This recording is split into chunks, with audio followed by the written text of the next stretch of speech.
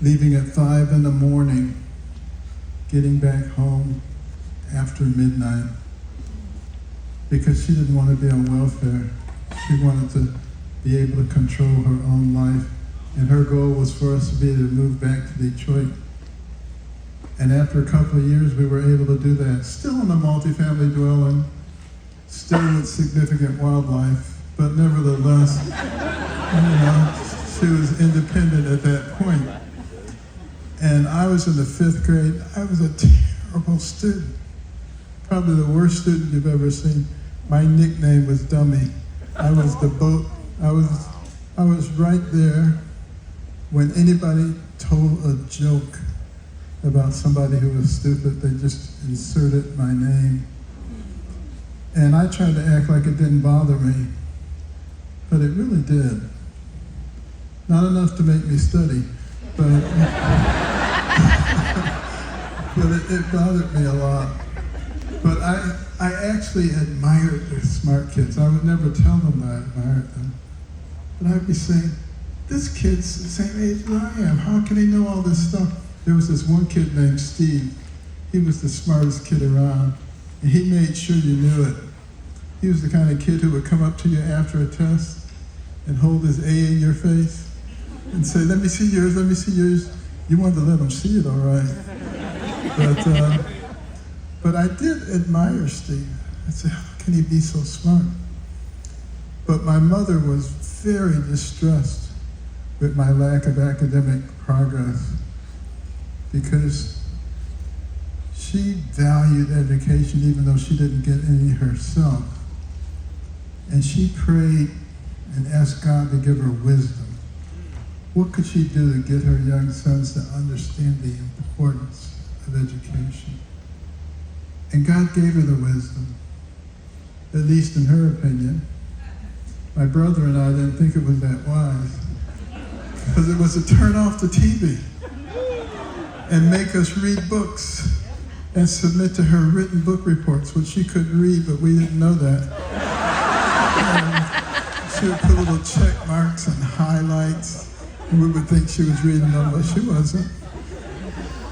But I really hated it at first.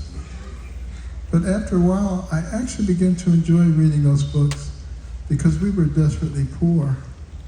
But between the covers of those books, I could go anywhere. I could be anybody. I could do anything. I could escape into another world altogether. I began to learn all kinds of things. And in the space of a year and a half, I went from the bottom of the class to the top of the class. Much to the consternation of all the people who used to laugh and call me dummy. And I remember going up to Steve after a test. And I said, Steve, how'd you do in the test? And he poked out his chest. He said, oh, I got a 91.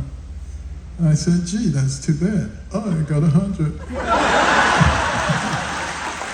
And I said, next time if you need help, let me know. I must admit I was a little obnoxious, but it sure felt good to say that. But here's the thing to remember. I had exactly the same brain when I was at the bottom of the class that I had at the top of the class. What does that say about cultivating the intellect that is there innately in the human brain? The human brain is the most sophisticated organ system in the universe. Billions and billions of neurons, hundreds of billions of interconnections. It remembers everything you've ever seen, everything you've ever heard. It can process more than 2 million bits of information in 1 second. Wow. You can't overload it. You hear people saying, don't learn this, you'll overload your brain. You can't overload the human brain. If you learned one new fact every second, it would take you more than 3 million years to be able to challenge the capacity of the human brain. How many people remember something you ate today? Let's see your hand. I think it's unanimous. Now, what did your brain have to do for you to respond to that question?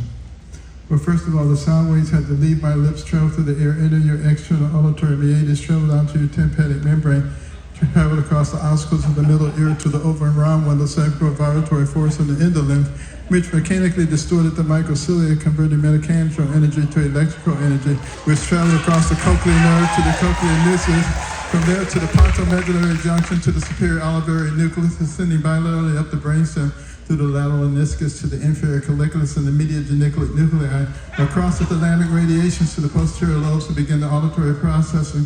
From there to the frontal lobes, coming down the tract of victus jure, retrieving the memory from the mid-hippocampal structures and the memory bodies back to the frontal lobes to start the Betzel level at the motor response, cortical spinal tract, internal capsule, cerebral peduncle, down to the cervical medullary decussation, stimulating the nerve and the muscle, so you can raise your hand.